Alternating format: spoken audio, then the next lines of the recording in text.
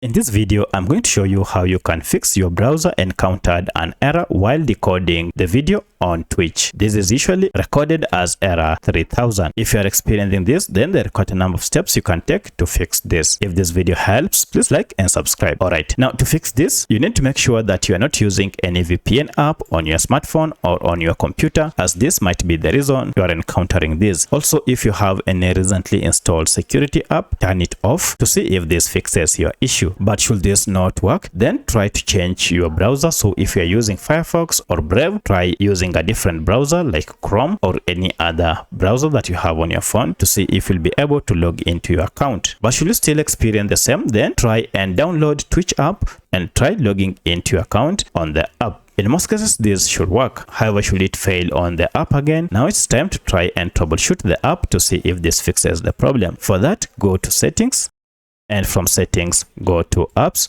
and look for Manage Apps or All Apps option. This will list all the apps you have on your phone. From the list, search for Twitch.